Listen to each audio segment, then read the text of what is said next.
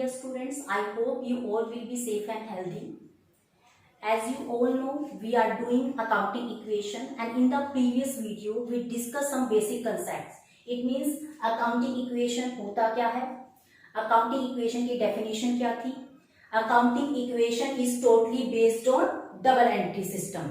Double entry system क्या होता है और डबल एंट्री सिस्टम में हम किन किन अकाउंट को कंसीडर करते हैं. इट मींस कौन कौन से अकाउंट हैं जिसका इफेक्ट आप इसमें देखते हो डबल एंट्री सिस्टम में. अब देखिए अकाउंट्स को मेनली 3 पार्ट्स में डिवाइड किया गया था. फर्स्ट आपका था इसमें पर्सनल अकाउंट. पर्सनल अकाउंट का जो रूल है debit the receiver credit the giver. Personal account को फर्दर 3 पार्ट्स में डिवाइड किया गया था. First natural personal account, second artificial personal account and third that is representative personal account. इसके बाद इम्पर्सनल अकाउंट. इम्पर्सनल अकाउंट को further 2 parts में divide किया गया था. फर्स्ट उसमें था रियल अकाउंट एंड सप्लीमेंटल जो रूल है debit what comes in credit what goes out. Real account को फर्दर 2 पार्ट्स में डिवाइड किया गया था. Tangible real account and intangible real account. Tangible mean जिसको आप टच कर सकते हो, जिसको आप देख सकते हो. इनटेंजिबल जिसको आप टच नहीं कर सकते बट फील कर सकते हो. इट मीन्स कोई भी ऐसी एसेट्स जिसको मनी में कन्वर्ट किया जा सके या जिसकी मनी वर्थ हो, ठीक है, उसको हमने रियल अकाउंट में कंसीडर किया था. लास्ट था नॉमिनल अकाउंट. नॉमिनल अकाउंट में हमने सभी एक्सपेंसेस, लॉसेस, इनकम और गेन्स को लिया था. अगर बात करें नॉमिनल अकाउंट की, नॉमिनल अकाउंट का जो रूल था वो क्या था, debit all expenses and losses and credit all incomes and gains. जैसा कि लास्ट में हमने डिस्कस किया था कि जो आपका अकाउंटिंग इक्वेशन है, accounting equation that is totally based on double entry system. अब डबल एंट्री सिस्टम का मतलब क्या होता है, it means each and every transaction effect at least 2 account simultaneously. It means कोई भी ट्रांजैक्शन हो बिजनेस में, कोई भी लेन देन हुआ, आपने गुड्स को सेल किया, परचेज किया, आपने किसी को पेमेंट की, आपके पास कोई पेमेंट आ रही है, वेदर कोई भी ट्रांजैक्शन हो, ठीक है, वो आपके कम से कम 2 अकाउंट को इफेक्ट करेगी. मोर देन 2 हो सकते हैं बट कम से कम 2 अकाउंट्स को वो इफेक्ट करेगी. इसी के ऊपर बेस्ड है आपका accounting equation. There are number of adjustment in accounting equation. We will cover all the adjustment in 3 or 4 videos. So let's start some basic concepts. First of all देखेंगे accounting equation. Accounting equation क्या है, it means जो basic accounting equation है वो क्या है, assets is equal to liabilities plus में capital. It means assets का जो टोटल है वो किसके इक्वल होता है, हमेशा लायबिलिटीज प्लस में कैपिटल के इक्वल होता है. अब इस चीज को हम प्रूव करेंगे 1 by 1. अब इसमें फर्स्ट देखिए ट्रांजेक्शन मैंने लिखा हुआ है, Mukesh started business with cash 80,000. अब मुकेश कौन है, बिजनेस को स्टार्ट करने वाला. मुकेश हो सकता है A, B, C, कोई भी नेम उस क्वेश्चन में मेंशन हो सकता है. इट मींस मुकेश ने बिजनेस स्टार्ट किया 80,000 कैश के साथ. इट मींस मुकेश ने 80,000 की जो कैपिटल है वो बिजनेस में इन्वेस्ट की. अब देखिए इसका इफेक्ट जो है वो क्या होगा, अगर आप बिजनेस में मनी इन्वेस्ट करते हो तो आपके कम से कम 2 अकाउंट इफेक्ट हुए. फर्स्ट आपके पास कैश आ गया, कैश किस में आएगा, आपकी एसेट्स में. और दूसरा आपकी लायबिलिटी इंक्रीज हो गई, liability in the form of capital. It means जो ओनर है वो बिजनेस, उसने बिजनेस में कितनी मनी इन्वेस्ट की 80,000 और यू हैव टू पे that amount in future. It means 80,000 का जो इफेक्ट है वो आपकी एसेट साइड पे भी हो गया और लाइबिलिटीज में भी. तो इसको लिखते कैसे हैं, सबसे पहले हम क्या लिखेंगे, कैश. कैश लिखा आपने, उसके साथ नीचे आप लिख दोगे 80,000. सेम वैसे ही हमने कैपिटल, कैपिटल के नीचे भी क्या लिख दिया 80,000. इट मींस एक ट्रांजैक्शन का इफेक्ट 2 जगह पे हुआ. आपका कैश इंक्रीज हो गया एसेट साइड में, दूसरी तरफ आपका claim in the form of capital increase हो गया, वो हो गया आपका लाइबिलिटी साइड में. इसके बाद हमें जस्ट इक्वेशन प्रिपेयर करनी होती है. सबसे पहले हम इस ट्रांजैक्शन का इफेक्ट दिखाएंगे, उसके बाद हमें क्या करना है, इक्वेशन बनानी है. और इक्वेशन बनाने के लिए, ठीक है, एक लाइन आप बीच में ड्रॉ करोगे. 80,000 है, एज इट इज 80,000 आ जाएगा. यहाँ पे जो कैपिटल है वो भी एज इट इज 80,000 आ जाएगी. अब देखिए इस साइड भी 80,000 है, इस साइड भी 80,000 है. It means both side are equal. After that second इसमें एडजस्टमेंट देखो, परचेज गुड्स फॉर कैश ₹28,000. आपने गुड्स परचेज की 28,000 की कैश के बदले में. इट मींस हमारे पास 20,000 की गुड्स आ गई, और फॉर कैश का मतलब होता है कैश के बदले में, इन रिटर्न, ठीक है। इसके बदले में हमने 28,000 का जो कैश है वो पे कर दिया। फिर से आपके दो अकाउंट इफेक्ट हो गए, एक आपका कैश अकाउंट इफेक्ट हो गया, दूसरा आपका गुड्स अकाउंट इफेक्ट हो गया। गुड्स के लिए हम वर्ड यूज करते हैं स्टॉक, ठीक है। स्टॉक वर्ड इसलिए यूज होता है क्योंकि गुड्स का मतलब होता है कोई भी ऐसी चीज जिसमें आप डील कर रहे हो, जो आप रूटीन में सेल या परचेज करते हो, तो इसके लिए हम क्या वर्ड यूज करेंगे, स्टॉक। अब इसका जो इफेक्ट हुआ 28,000 की गुड्स क्योंकि कैश में परचेज की गई थी, तो 28,000 से आपका जो कैश है वो क्या हो गया, डिक्रीज हो गया। और साथ ही साथ 28,000 से जो स्टॉक था वो क्या हो गया, इंक्रीज हो गया। अब इसका भी डबल इफेक्ट हुआ, इट मींस हम माइनस करेंगे 28,000 कैश में से, क्योंकि गुड्स कैश के बदले में परचेज हुई है, इट मींस 28,000 से हमारा कैश रिड्यूस हुआ। साथ ही साथ हमने स्टॉक, हमारा जो स्टॉक है वो इंक्रीज हो गया, तो यहाँ पे प्लस की जो आइटम है वो कितनी आ गई, 28,000। कैपिटल पे इसका कोई भी इफेक्ट नहीं है, तो कैपिटल में के नीचे हम क्या मेंशन करेंगे, जीरो। इट मींस ना तो कैपिटल इंक्रीज हुई ना ही कैपिटल डिक्रीज हुई, तो यहाँ पे आप जीरो शो करोगे। अब देखिए, जब इसके हेल्प से आप न्यू अकाउंटिंग इक्वेशन बनाओगे, फिर से हमें न्यू इक्वेशन प्रिपेयर करनी है। न्यू इक्वेशन बनाने के लिए मैंने क्या किया, 80 में से 28,000 को माइनस कर दिया। अगर 80 में से 28,000 को डिडक्ट करें तो वैल्यू कितनी आ जाएगी, 52,000। ऐसे ही जो स्टॉक है वो एज यूजुअल आपका 28,000 का। अब 52 प्लस में 28, अगर इन दोनों को ऐड करें तो टोटल कितना बनेगा, 80,000। एज यूजुअल आपकी लायबिलिटी साइड का टोटल भी कितना है, 80,000। इट मींस दोनों साइड फिर से एक दूसरे के इक्वल है। नेक्स्ट देखिए adjustment, purchase furniture for cash. आपने फर्नीचर परचेज किया कैश के बदले में। अब फर्नीचर क्या है, आपके लिए एसेट्स होती है। जैसे हम कहते हैं debit word comes in, credit word goes out. जो आया उसको डेबिट कर दो और जो चला गया उसको क्रेडिट कर दो। हमारे पास क्या आ गया, फर्नीचर। तो मैंने क्या किया, फर्नीचर की वैल्यू जो है 6,000 यहाँ पे पुट कर दी प्लस के साथ। इट मींस फर्नीचर की वैल्यू कितने से इंक्रीज हो गई, 6,000 से। लेकिन आपका जो कैश है वो डिक्रीज हो गया 6,000 से। इट मींस अगेन फिर से दो अकाउंट इफेक्ट हो गए, फर्नीचर इंक्रीज हुआ और कैश डिक्रीज हो गया। स्टॉक के ऊपर इसका कोई भी इफेक्ट नहीं है, इसलिए हमने उसमें वहां पे जीरो पुट कर दिया। लाइक दैट कैपिटल पे इसका कोई भी इफेक्ट नहीं आएगा, इसलिए वहां पे भी मैंने जीरो पुट किया। अब इसका इफेक्ट देखते हैं। इट मींस न्यू जो इक्वेशन बनेगी, 52 में से अगर हम 6,000 को डिडक्ट करें तो वैल्यू कितनी आ जाएगी, 46,000। स्टॉक में कोई भी चेंज नहीं हुआ, तो स्टॉक एज यूजुअल, क्योंकि पहले 28 का था, अब कोई चेंज नहीं है इसमें, तो वैल्यू फिर से कितनी आ गई इसकी, 28,000। और जो फर्नीचर है वो कितने से इंक्रीज हो गया, 6,000 से। एक बार फिर से ऐड करके देखो, 48 प्लस में 6 कितना हो गया आपका, 52। 52 प्लस में 28 दैट इज 80,000। अगेन 80,000। लाइबिलिटीज का टोटल भी 80 है और आपकी एसेट्स का टोटल भी 80,000 है। नेक्स्ट एडजस्टमेंट देखेंगे, paid rent. Rent means expenses. आपने कोई बिल्डिंग रेंट पे ली हुई थी, ठीक है, उसका रेंट आपने पे किया। रेंट जो पे किया वो आपने कैश में पे किया, कोई भी इंफॉर्मेशन नहीं है, तो इट मींस कैश में पे किया आपने। अब देखो, अगर आप 2,000 का रेंट पे करते हो तो उससे आपका कैश डिक्रीज हो गया, इसलिए हम कैश में से कितना डिडक्ट कर देंगे, 2,000। और साथ ही साथ आपकी जो कैपिटल है, क्योंकि कोई भी एक्सपेंस हो, कोई भी लॉस हो, जैसे मैंने कहा नॉमिनल अकाउंट का जो रूल होता है, debit all expenses and losses, ठीक है। अगर कोई भी लॉस होगा या कोई भी खर्चा होगा तो वो हमारी कैपिटल को इफेक्ट करेगा। अगर प्रॉफिट हुआ, इनकम हुआ, उससे आपकी कैपिटल इंक्रीज हो जाएगी। लॉस हुआ या कोई एक्सपेंसेस हुआ तो उससे आपकी जो कैपिटल है वो क्या हो जाएगी, रिड्यूस हो जाएगी। इट मींस अगेन ये टू अकाउंट को इफेक्ट कर रहा है। कैपिटल डिक्रीज हो गई 2,000 से और आपका जो कैश है वो भी 2,000 से डिक्रीज हो गया, तो कैश की वैल्यू कितनी रहेगी, 46 में से 2,000 को डिडक्ट करेंगे, 44,000। इट मींस जब आप न्यू इक्वेशन बनाओगे, 46 में से हमने 2,000 किया माइनस किस चीज का, रेंट का, वैल्यू कितनी आ गई, 44,000।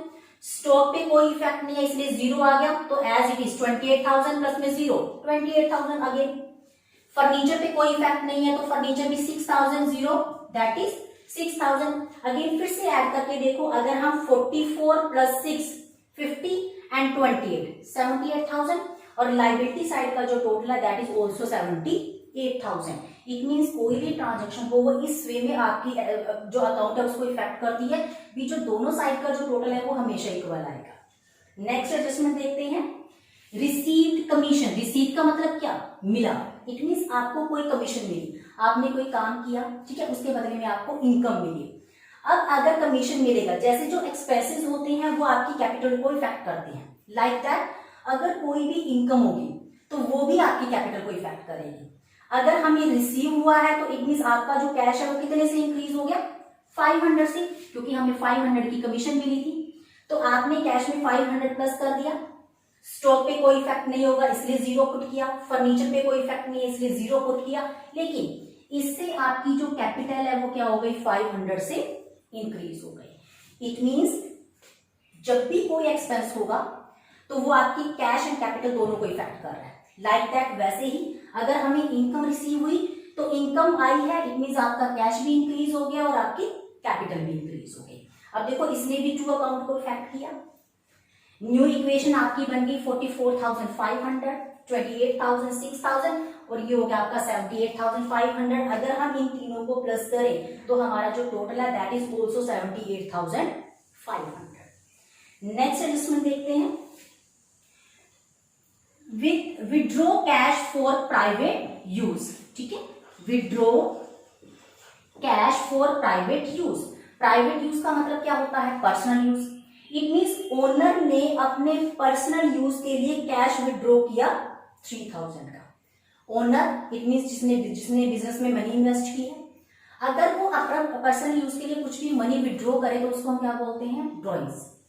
ओनर ने 3,000 रुपीज विथड्रॉ किए हैं पर्सनल यूज के लिए, तो 3,000 का इफेक्ट क्या होगा, क्योंकि 3,000 कैश में विथड्रॉ हुआ है तो 3,000 से आपका कैश डिक्रीज हो गया, साथ ही साथ आपकी कैपिटल डिक्रीज हो गई, क्योंकि ये हमारे लिए क्या है, एक्सपेंस, ठीक है। तो 3,000 से आपकी कैपिटल भी डिक्रीज हो जाएगी और आपका कैश भी डिक्रीज हो जाएगा।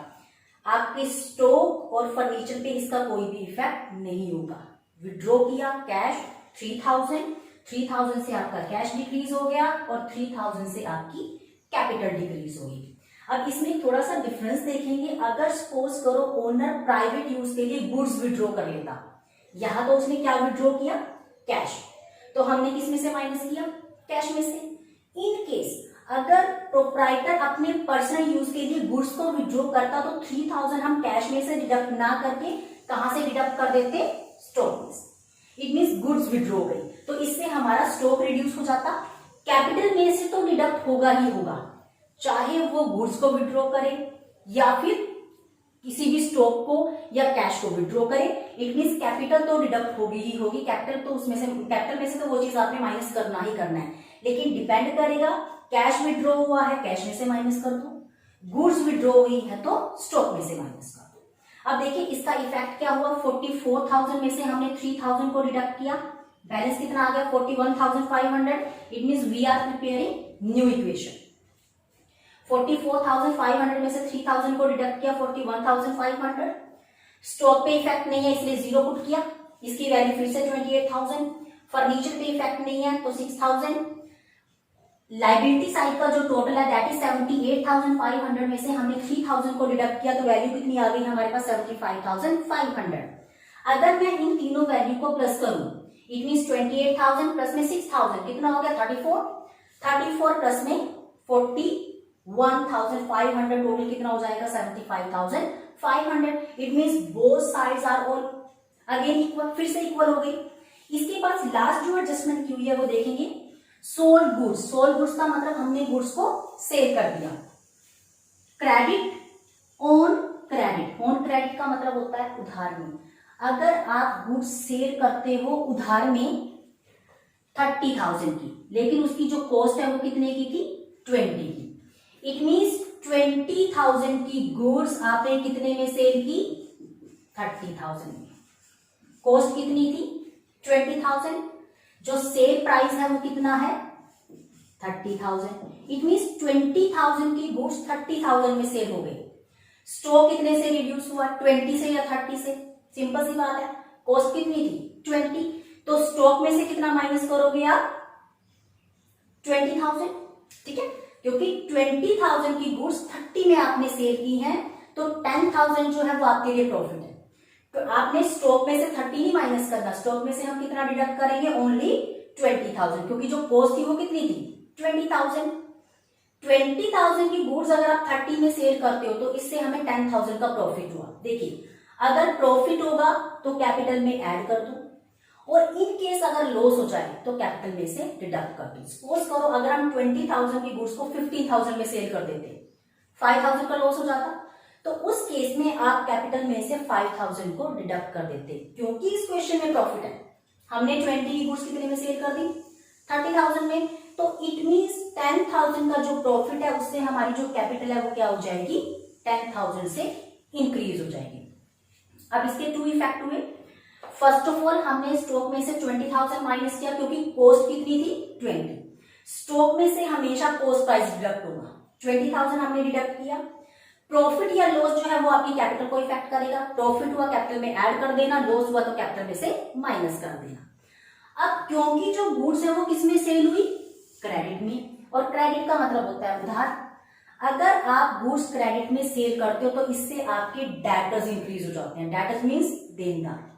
इट मींस वो पर्सन जो इन फ्यूचर आपको पेमेंट करेंगे। तो डेटर्स आपके कितने से इंक्रीज हुए, 20 से या 30,000 से? सिंपल सा है, 30,000। इट मींस डेटर्स कितने से इंक्रीज हो गए आपके, 30,000 से। अब इसका इफेक्ट देखो, 20,000 आपने कॉस्ट में से माइनस करना है, क्योंकि कॉस्ट प्राइस 20 था। जो प्रॉफिट हुआ वो आपने कैपिटल में ऐड करना है, और क्योंकि गुड्स क्रेडिट में सेल हुई है, उधार में सेल हुई है, इसलिए इससे आपके डेटर्स इंक्रीज हो गए। और डेटर्स कितना पे करेंगे आपको, 30,000 पे करेंगे, बट इन फ्यूचर पे करेंगे, तो 30,000 से आपके डेटर्स इंक्रीज हो गए। इसके लिए आप अलग से कॉलम बनाओगे एसेट साइड में, और 30,000 यहाँ पे शो कर दोगे। इन केस अगर ये गुड्स कैश में सेल हुई होती, 20,000 की गुड्स हमने 30 में सेल की लेकिन कैश में सेल कर दी, तो इसका इफेक्ट एज यूजुअल स्टॉक में से 20 माइनस होता, 10,000 आपका कैपिटल में ऐड होता। फिर हम डेटर्स का कॉलम ना बना के हम वो 30,000 कहां पे ऐड कर देते, कैश में ऐड कर देते। अगर गुड्स क्रेडिट में ना सेल होगी, किस में सेल होती, कैश में सेल होती। अब इसका इफेक्ट देखो, जब आप न्यू इक्वेशन बनाओगे, 41,500 कैश में कोई भी इफेक्ट नहीं था, इसलिए कैश की वैल्यू अगेन 41,500। स्टॉक में से आपने 28,000 में से 20 को डिडक्ट किया, 8,000 आ गया। फर्नीचर पे कोई भी इफेक्ट नहीं है, 6,000 अगेन। और आपके जो डेटर्स है वो कितने से इंक्रीज हो गए, 30,000 से। अब अगर इसको हम प्लस करें, 41,500 प्लस में 8,000 प्लस 6 प्लस में 30,000, तो आपकी जो वैल्यू आएगी दैट इज अगेन 85,500। इसको टैली कर लेना, दोनों साइड का जो टोटल है वो हमेशा क्या आएगा, इक्वल आएगा। अब देखिए, आफ्टर प्रिपेयरिंग अकाउंटिंग इक्वेशन हमें क्या बनानी होती है, बैलेंस शीट। और बैलेंस शीट जब आप बनाते हो तो बैलेंस शीट का फॉर्मेट आपको बताया गया था। इट मींस यहाँ पे आपकी एसेट्स आ जाएंगी और यहाँ पे आपका कैपिटल प्लस में लायबिलिटीज। ठीक है, इस वे में इसका फॉर्मेट था आपका। एसेट्स में आप यहाँ पे क्या ट्रांसफर करोगे, it means right hand side. Right hand side आप ट्रांसफर करोगे कैश। कैश की वैल्यू कितनी लिखोगे, 41,500। कैश कितना लिखोगे, 41,500। स्टॉक की वैल्यू लिखोगे आप 8,000। फर्नीचर आप लिखोगे 6,000 से यहाँ पे, और डेटर्स की वैल्यू शो करोगे 30,000। इट मींस अगेन फिर से देखिए, अगर आप कैश शो करते हो, कैश हम कितना दिखाएंगे, 41,500। आपने स्टॉक कितने से शो करना है, स्टॉक की वैल्यू आ गई आपकी 8,000। फर्नीचर हम दिखाएंगे 6,000 से, और जो डेटर्स हैं, डेटर्स कितने से शो होंगे, 30,000 से। और लायबिलिटी साइड में हमारे पास सिर्फ एक ही टर्म है, दैट इज कैपिटल। और कैपिटल की वैल्यू क्या है हमारे पास, 85,500। अब दोनों साइड का अगर टोटल करें तो दोनों साइड का जो टोटल है वो कितना आएगा, 85,500। इट मीन्स बैलेंस शीट जब आप प्रिपेयर करोगे तो उसकी दोनों साइड हमेशा इक्वल आएंगे। So that's all about this topic, but there are number of adjustment in accounting equation. We will discuss new adjustment in the next video. Till then, keep watching the video, clear your doubts. Thank you dear students. Thank you so much.